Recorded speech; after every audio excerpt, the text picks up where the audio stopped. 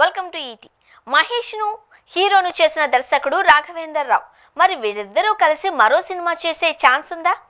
అస్సలు లేదు. ఆ పెద్ద ఆయన అడగరు, ఈ హీరో చేయడు. ఇద్దరి మధ్య బంధం అలా కొనసాగుతూ ఉంటుంది. మహేష్కు మరపురాని చిత్రం ఇచ్చాడు కృష్ణవంశీ.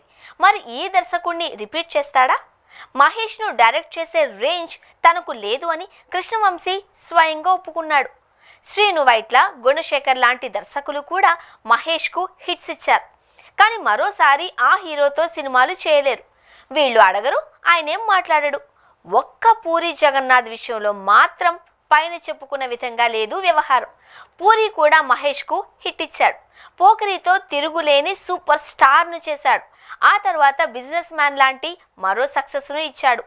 ఈ రెండు సినిమాల తర్వాత మహేష్ పూరి మళ్ళీ కలవలేదు. జనగణమన అనే ప్రాజెక్ట్ అనుకున్నప్పటికీ కార్యరూపం దాల్చలేదు.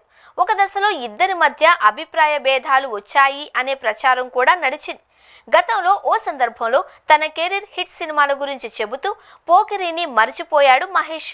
ఆ తర్వాత ప్రత్యేకంగా దాని గురించి ట్వీట్ చేశాడు. పూరి కూడా షేర్ చేశాడు. మరోవైపు పూరి కూడా మహేష్ పై సూటిగానే స్పందించాడు. మహేష్ ఫామ్లో లేని దర్శకులతో పనిచేయడు అని, మహేష్ అభిమానులు తనను సినిమా చేయమని అడుగుతుంటారని, కానీ తను భవిష్యత్తులో మహేష్తో సినిమా చేయనని తెగేసి చెప్పేశాడు.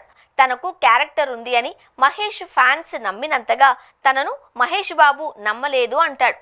వీళ్ళ మధ్య ఏం జరిగింది, ప్రస్తుతం సంబంధాలు ఎలా ఉన్నాయి అనే విషయాన్ని పక్కన పెడితే ఇప్పటికీ మహేష్ పూరి కాంబినేషన్ కోసం ఎదురు చూసే జనం ఉన్నారు అనేది వాస్తవం.